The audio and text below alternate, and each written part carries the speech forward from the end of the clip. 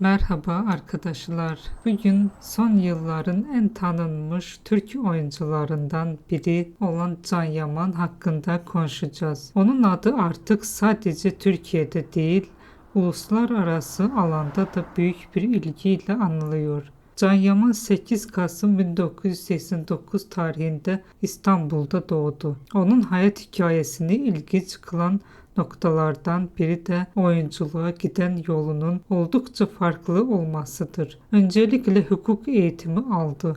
Üniversiteden mezun oldu ve bir süre kurumsal bir kariyer sürdürdü. Hayatı düzenli, güvenli ve başarılı bir şekilde ilerliyordu. Ancak zamanla içinde bulunduğu yolun kendisine ait olmadığını fark etti. Bu farkındalık onun hayatında en önemli kararlardan birine yol açtı. Hukuk kariyerini bırakıp oyunculuğa yönelmek kolay bir karar değildi. Bu cesaret ve kararlılığı gerektiren büyük bir adımdı. Pek çok insan güvenli alanından çıkmaktan çekinirken Can Yaman risk almayı seçti. İlk olarak Türkiye'de tanındı ve kısa sürede geniş bir hayran kitlesi kazandı. Karizması, duruşu ve ekran enerjisi onu öne çıkardı. Ancak o sadece yerel başarıyla yetinmedi. Kariyerini uluslararası alana taşıdı ve özellikle İtalya'da büyük bir popülerlik elde etti. Rol aldığı projeler arasında Viola Como ile Maria El Turco, Sandokan gibi yapımlar yer alıyor. Bu projeler onun farklı ülkelerde de tanınan bir oyuncu hale gelmesini sağladı. Ayrıca 2026 yılında ünlü Sanremo Festivali sahnesinde sunucu olarak yer alması uluslararası